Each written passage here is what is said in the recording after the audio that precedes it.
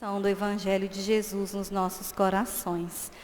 Hoje, no Livro dos Espíritos, nós já estamos no livro 3º, no capítulo 1º do livro 3º, falando da lei divina ou natural, e já iniciamos o 3º item, que é o bem e o mal.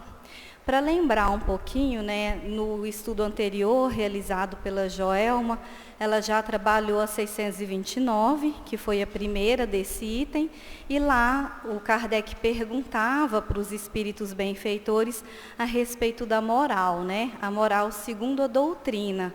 Porque é importante a gente entender porque é segundo a doutrina, porque existem teorias a respeito da moral em todas as do conhecimento. E lá o Kardec recebeu como resposta que essa moral ela vai estar relacionada com a distinção que se faz entre o bem e o mal. E que se nós observarmos as leis divinas, as leis de Deus, nós vamos conquistar a moral verdadeira, que é a moral evangélica. Isso já estava, já foi trabalhado, mas só para vocês entenderem que agora, a partir das próximas questões, o Kardec vai elucidar mais ainda essas questões relativas ao bem e ao mal. E aí, na questão de 630, já vamos iniciar fazendo a leitura da questão e da resposta. Caso alguém queira fazer alguma intervenção, fiquem à vontade. Então, a questão de 630, o Kardec pergunta: como se pode distinguir o bem do mal? Como é que eu vou fazer essa distinção entre bem e mal? E os espíritos benfeitores vão responder: o bem é tudo que está de acordo com a lei de Deus, e o mal é tudo que dela se afasta. Assim, fazer o mal é infringir essa lei. Então, primeiro passo, a gente já está vendo que o bem estará sempre na concordância com a lei divina, e o mal aquilo que afasta dessa concordância. E aí é importante a gente entender porque que a doutrina espírita, que vai nos trazer essa informação, porque faz um estudo muito mais aprofundado, vai trazer para nós essa importante informação de que somos seres imortais, com várias experiências na matéria, e, portanto, vamos tendo vários aprendizados nas nossas encarnações. E aí a gente já vai entender pela doutrina espírita que bem e mal não seriam aqueles opostos que foram apresentados pela história da humanidade. Isso é muito importante, porque é até, num certo sentido, consolador saber disso. Porque se a gente vai, não só nas religiões, ou mesmo na filosofia, que se pregou a ideia de que o bem é como se fosse aquele quadro irredutível, daquele que alcança o paraíso.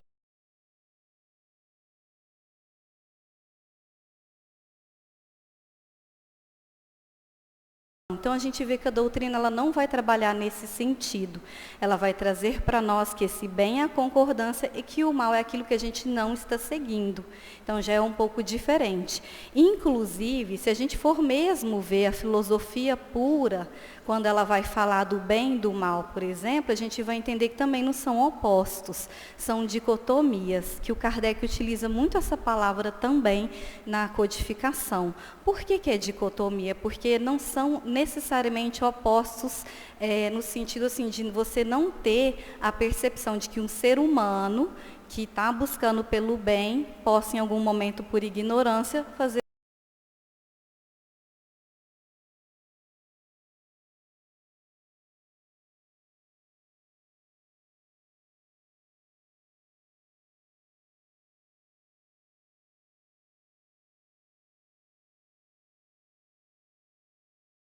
Elementos muitas vezes.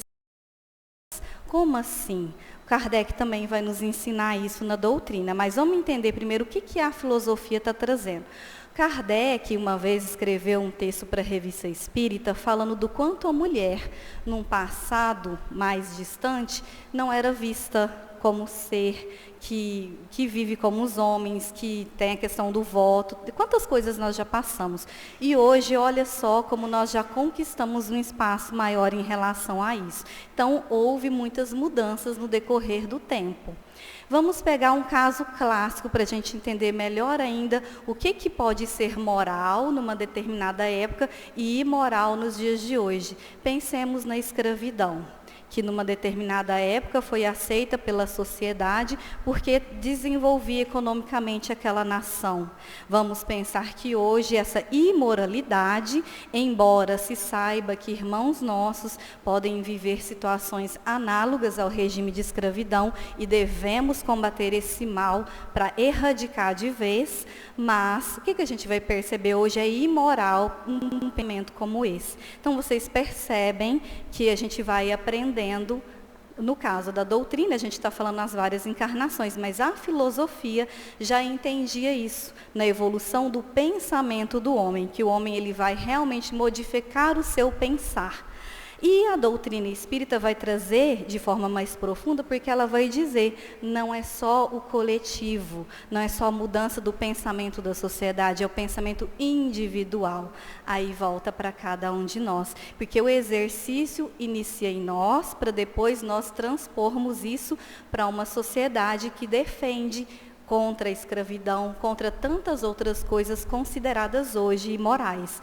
Nesse sentido, o que a gente vai entender? Que quanto mais conhecimento nós temos, mais assumimos novos valores, valores muito mais importantes para os dias de hoje. E então, quando a gente estuda na doutrina os vícios e as virtudes, por exemplo, meus irmãos, o que a gente vai aprender? Que o vício é aquele mau hábito. Se a gente for lá no dicionário, a gente vai ver isso. Que a virtude é o bom hábito. Olha onde está o foco, na conduta. A gente não falou que a moral é a regra da boa conduta? E aí a doutrina espírita vai nos trazer, então, a importância sobre isso. Quer dizer, é a moderação. O vício é o excesso, virtude, moderação e vício, excesso. Dois filósofos nos apresentaram isso muito bem.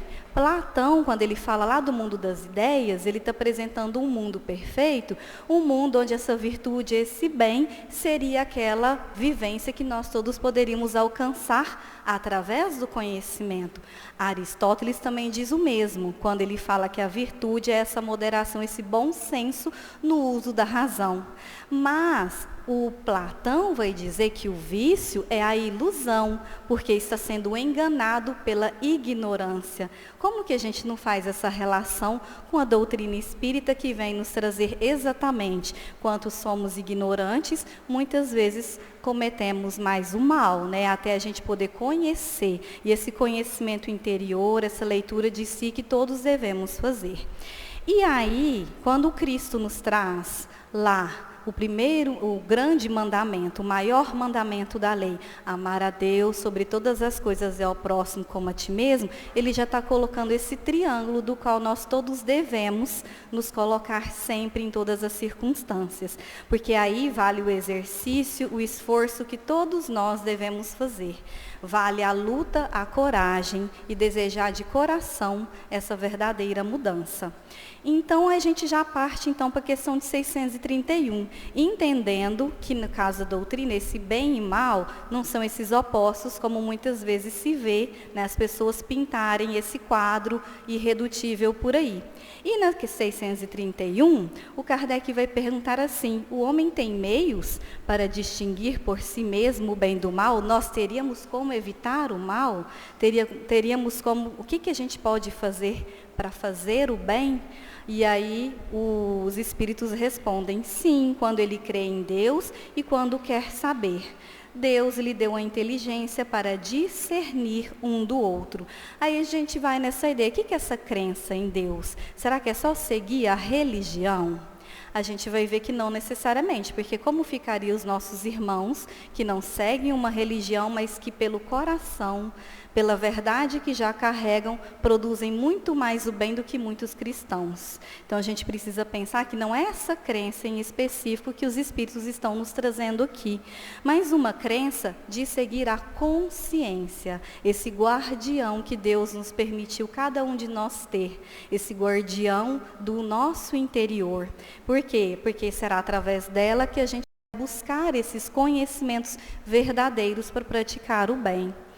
No mundo primitivo, Kardec fala para nós lá no Evangelho, nós estávamos nas nossas primeiras encarnações. Ali nós experimentamos ainda sensações muito embrutecidas. Ali nós estamos desenvolvendo noções de justo e injusto e a própria intuição do Criador. Mas depois, no mundo de expiação e prova, Santo Agostinho vem nos mostrar que ali já existe a superioridade da inteligência. Essa inteligência que a gente vai fazer o uso dela, que é o que eles estão dizendo aqui, o uso da inteligência para discernir um do outro, porque a gente já tem agora a livre escolha, o livre-arbítrio. Inclusive, é nesse momento que o Santo Agostinho fala a superioridade alcançada na inteligência não está batendo com os vícios, os numerosos vícios que ainda devemos cuidar, que anda ainda conosco. Então, ele chama a nossa atenção para isso e fala que o progresso já foi realizado, mas que essa lei gravada na consciência precisa ser ouvida. Nós precisamos nos esforçar para isso.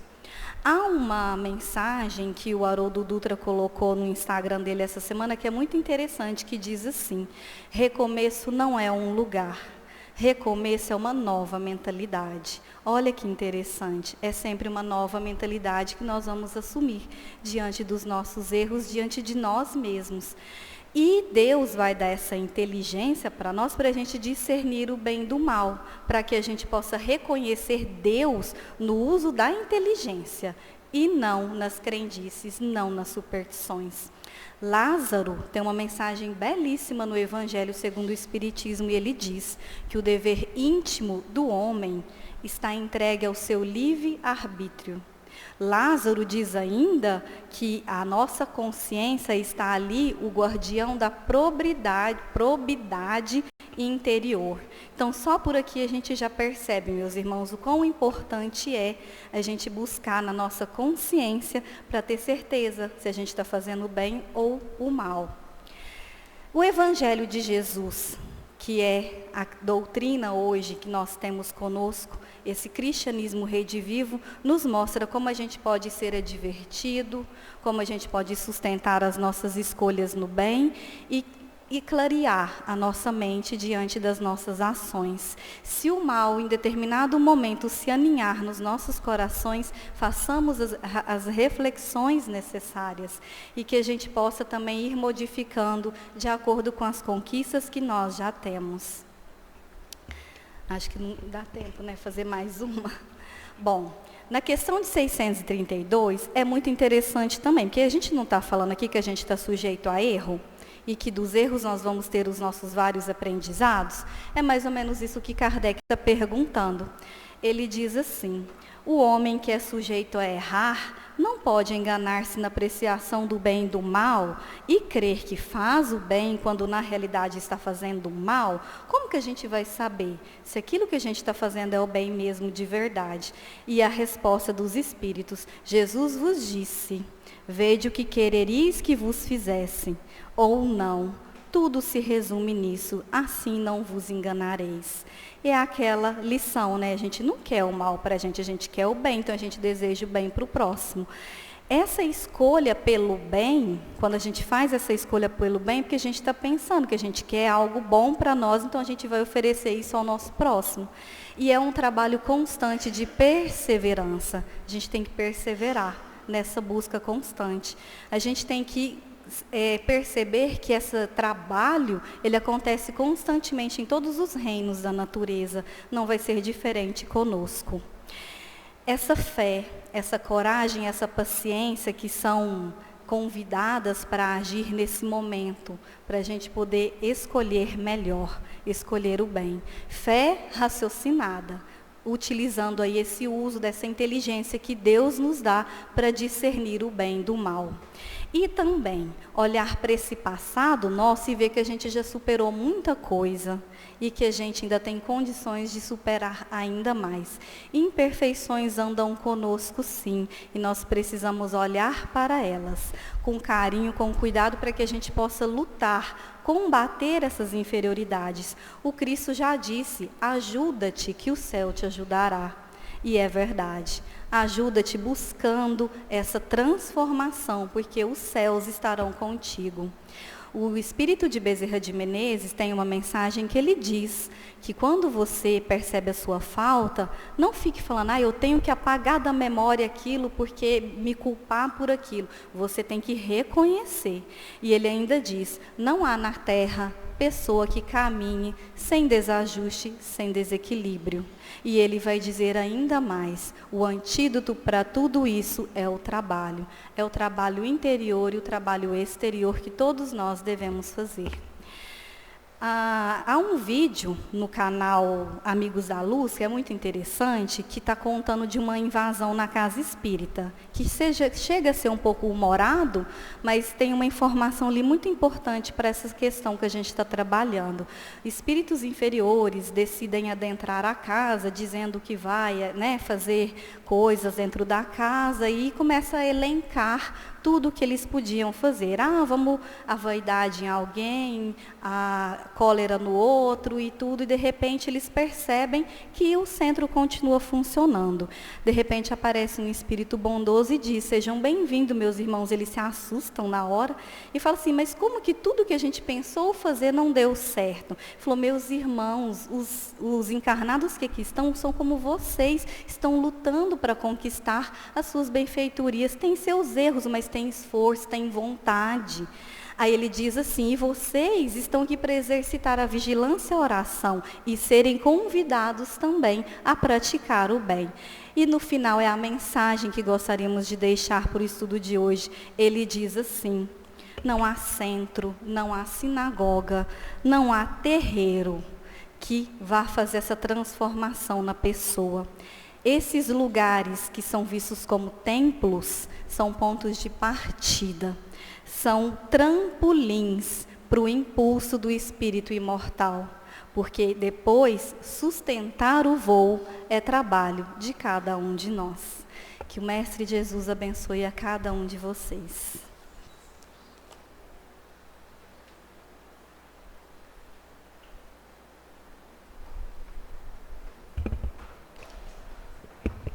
Boa tarde, família Semeador.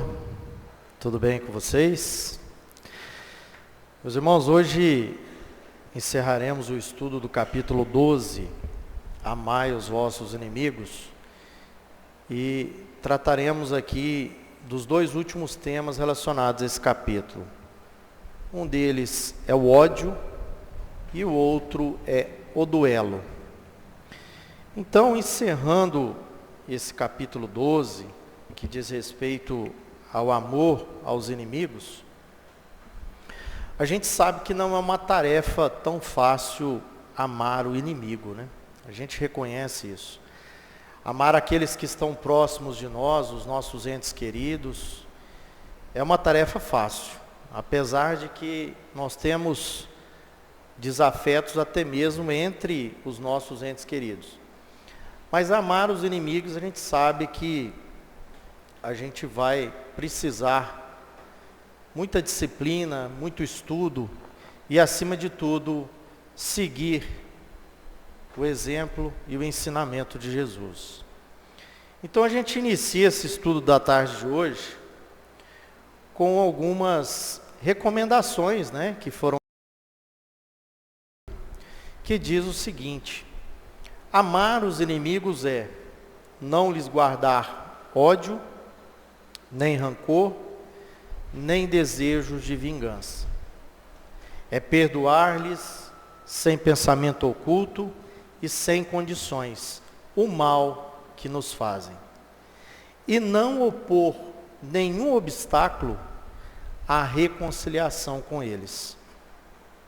Então, quando a gente olha para essas recomendações aqui, a gente sabe que não é uma tarefa fácil, mas no dia a dia, reconhecendo aqui todo o ensinamento que a doutrina espírita traz a todos nós, que é o ensinamento trazido por Jesus na sua moral cristã, na sua lei de amor, a gente toma consciência da importância de trabalharmos isso aqui no nosso aperfeiçoamento moral. E por mais que a gente julgue difícil, a gente tem a consciência da necessidade de cada vez mais trabalharmos isso. E é claro que muito dessa dificuldade a gente sabe que tem relação com os nossos vícios morais, né? A gente vai ver aqui ao longo do estudo o orgulho, o nosso egoísmo. Tudo isso é o combustível para que a gente encontre dificuldades e que a gente trabalhe esse amor aos nossos inimigos. E hoje, especificamente trabalhando esses dois temas, inicialmente aqui com o ódio, nós temos aqui uma mensagem do Espírito Fenelon, lá em Bordeaux, em 1861, que o Espírito Fenelon traz a seguinte recomendação para nós: amai-vos uns aos outros e sereis felizes. Esse amai-vos uns aos outros, a gente sabe que é o principal ensinamento que Jesus nos trouxe, né? Resume todo o ensinamento de Jesus.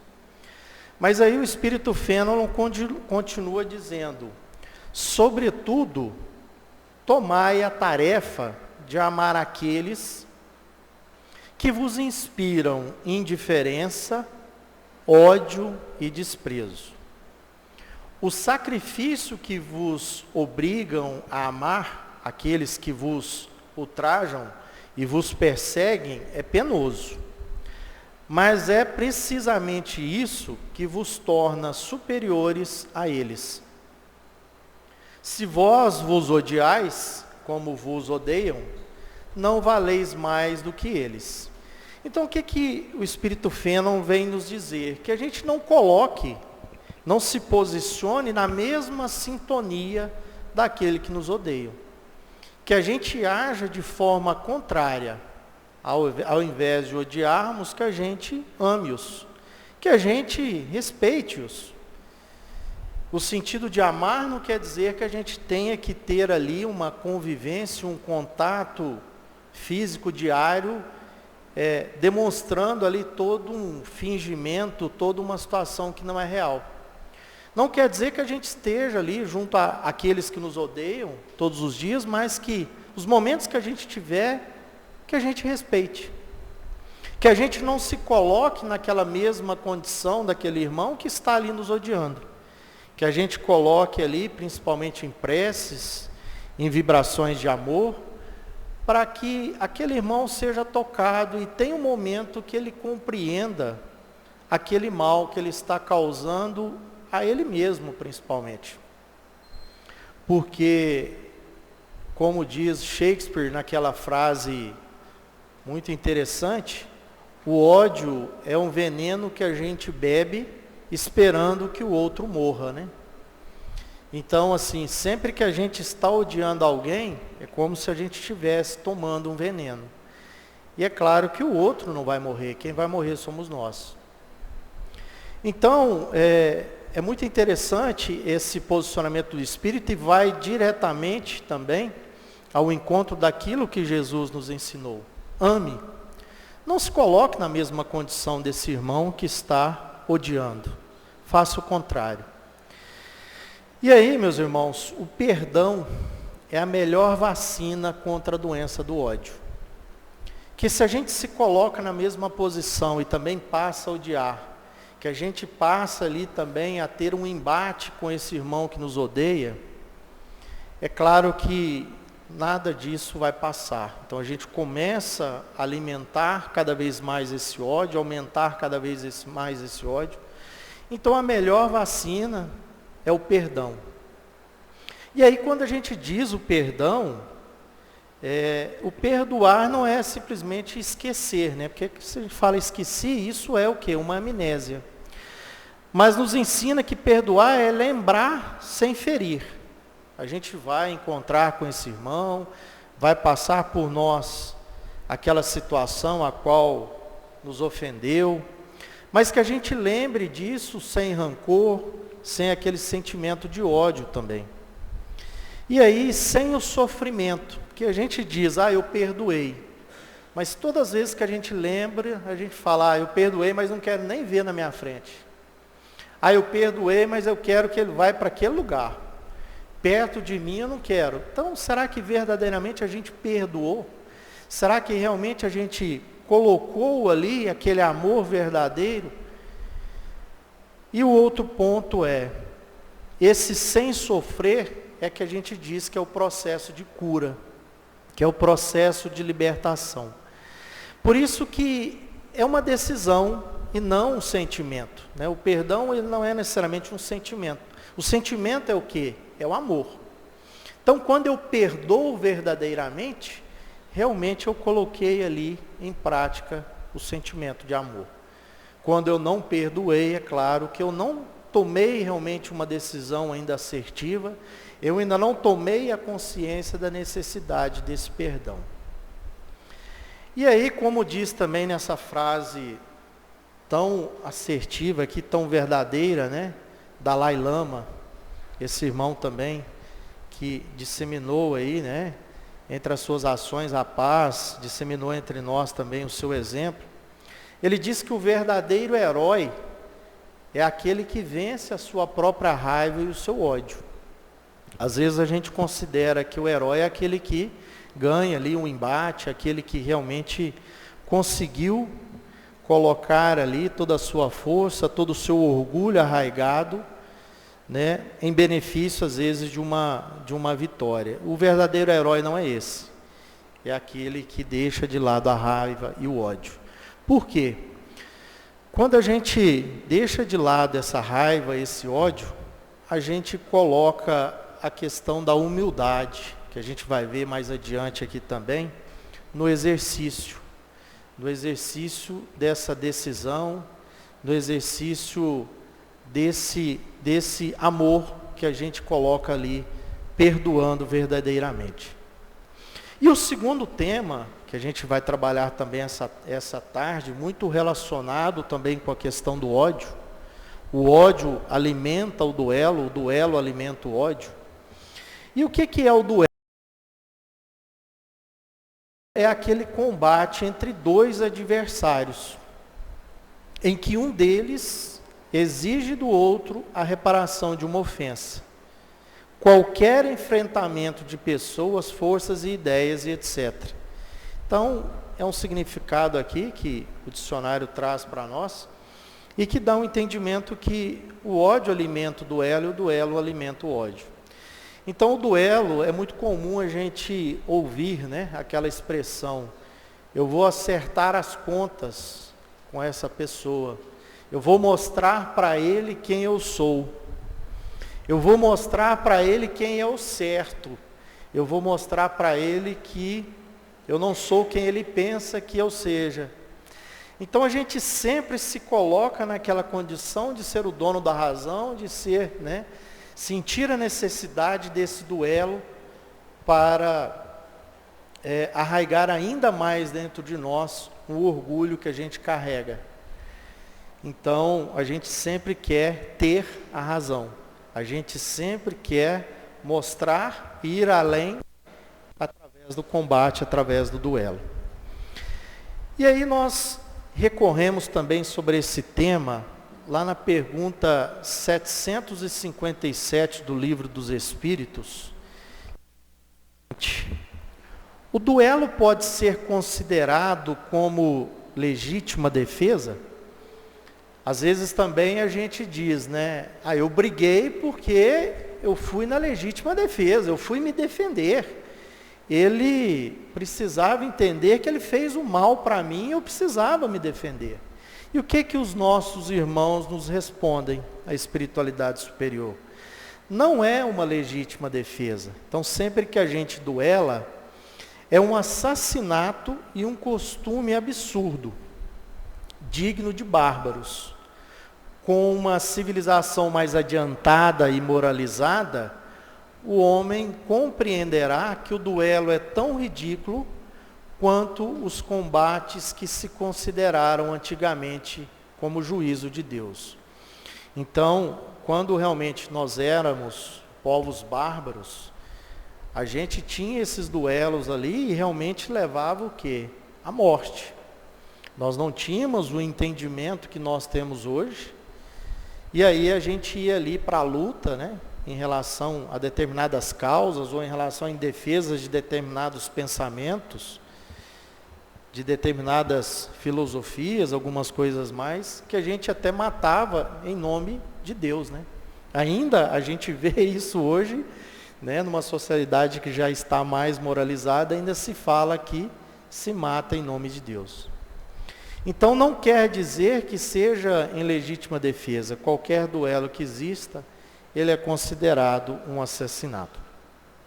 E a pergunta 758 é questionado também aos nossos irmãos se o duelo pode ser considerado como um assassinato por parte daquele que, conhecendo sua fraqueza, está quase certo de que vai morrer. Então, mesmo sabendo que eu não tenho forças suficientes para aquele combate, para aquele duelo, se isso é considerado um assassinato. E os nossos irmãos respondem que não é um assassinato, e sim um suicídio. Então, ou seja, sabendo que eu estou ali sujeito a perder a minha vida diante aquele duelo, diante aquele enfrentamento, não é uma questão de assassinato, mas sim de um suicídio. Por quê? Eu fui ao combate, eu fui ao embate, sabendo das minhas fraquezas, das minhas fragilidades, e mesmo assim eu fui, né, diante o meu orgulho, diante a minha ignorância. Então é considerado um suicídio. E aí, meus irmãos, essa figura ilustra muito bem essa questão do duelo, né? Às vezes é difícil a gente abrir mão, né? A gente quer ali duelar, a gente quer ali se colocar na condição de que eu estou certo e de que eu quero ali defender a minha honra, mas ali demonstra inclusive que o que a gente está carregando e que está pesando sobre nós? O orgulho. E às vezes a gente tem ali uma mão estendida para nós,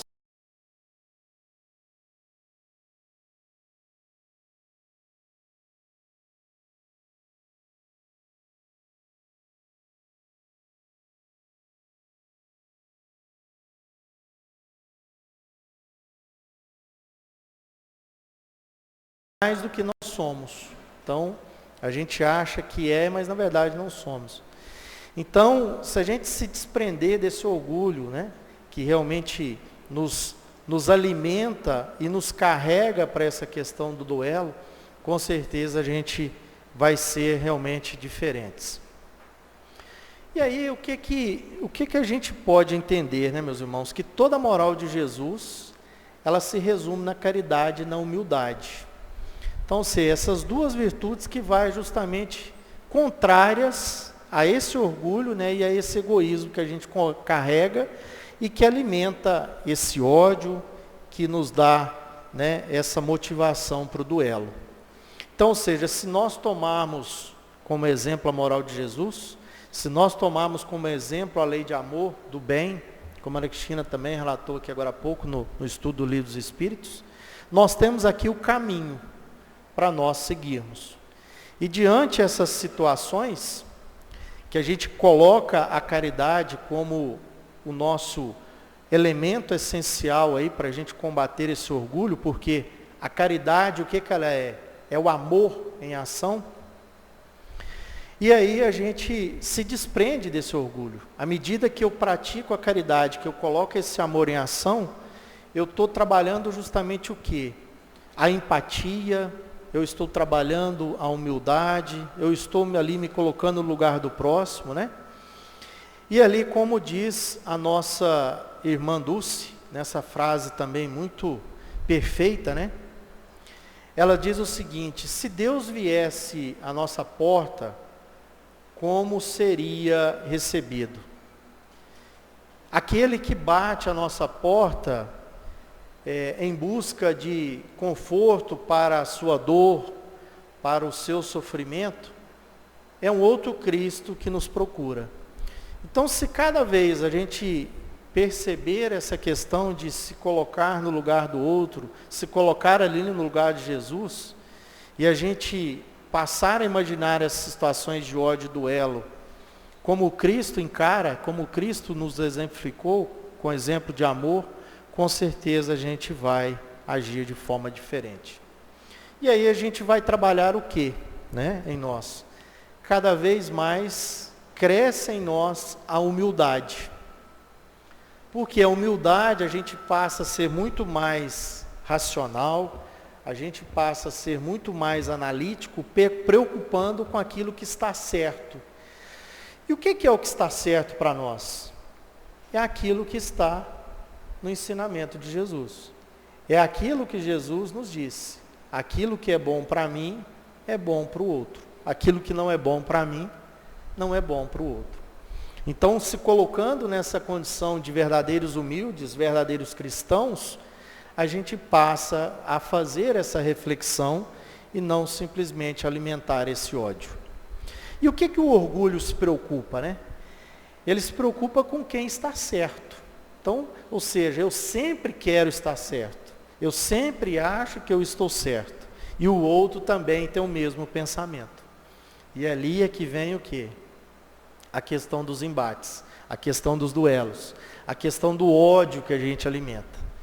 Então, se ninguém abre mão, se coloca numa posição de humilde, aí nós temos, infelizmente, as situações que a gente acompanha no dia a dia.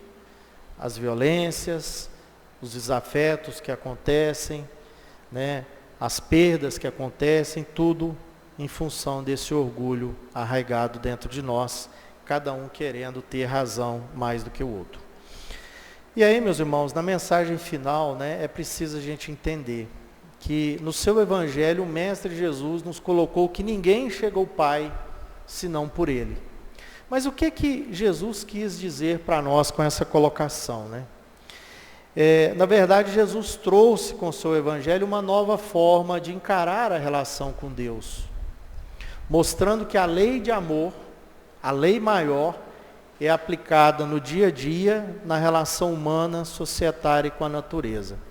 Então, né, se a gente tinha no passado em nós essa barbaridade arraigada, essa necessidade aí do duelo, do ódio, que tudo tinha que se resolver na força, na lei, né, na lei ali de Italião, como a gente via lá, olho por olho, dente por dente, né, que tudo que se resolvia na violência, vem Jesus e mostra para nós diferente. Tudo se resolve com a lei de amor. Então, nada se resolve com violência, e sim com paz. E é por isso que o Evangelho, né, foi vivido pelo Cristo, exemplificado, não simplesmente escrito, né, ou divulgado como um pensamento filosófico, esotérico ou místico. Então, sermos verdadeiros cristãos, nos colocarmos como verdadeiros espíritas, é não dizermos que temos ali um rótulo, ou qualquer outra religião que a gente tenha, mas é nós carregarmos dentro de nós, e nas nossas vivências diárias, esse exemplo trazido por Jesus. E uma melhor forma da gente colocar esse exemplo, da gente fazer uma reflexão diária, é diante de todas as situações, a gente fazer esse questionamento, né? No meu lugar, o que faria Jesus? A gente sabe que a gente passa por diversas situações no dia a dia, que nos tira ali do sério, né? E a gente, por vezes, perde o equilíbrio, por vezes a gente entra na questão do duelo, do ódio. Então, que a gente comece a fazer essas reflexões diárias e, diante de cada situação como essa, a gente questionar: o que Jesus faria? E a gente sabe, né, que Jesus faria, em primeiro lugar, é amar. Então, que a gente coloque esse amor, esse amar, como prioridade em nossas vidas. E diante das situações que vêm ao nosso encontro, tirar-nos desse equilíbrio, dessa vivência voltada no Cristo, que a gente retome a nossa consciência e que a gente realmente assuma esse comportamento cristão. Eu vou deixar isso de lado, vou colocar aqui a humildade em foco e vou pedir a Deus que olhe por esse irmão, cuide dele, e eu não vou entrar aqui na mesma sintonia e na mesma situação a qual ele traz para mim. Jesus, cuide desse irmão, espiritualidade superiora. Assuma o controle dessa situação e me tire disso. E a gente sabe que a gente vai ser muito mais feliz. E com certeza trabalhar naquilo que a doutrina espírita nos ensina e nos direciona, o nosso progresso moral. Fiquem todos com Deus, meus irmãos, Que em Jesus a sua tarde seja linda, cheia de amor e paz. Uma boa tarde a todos, fiquem com Deus, uma excelente semana.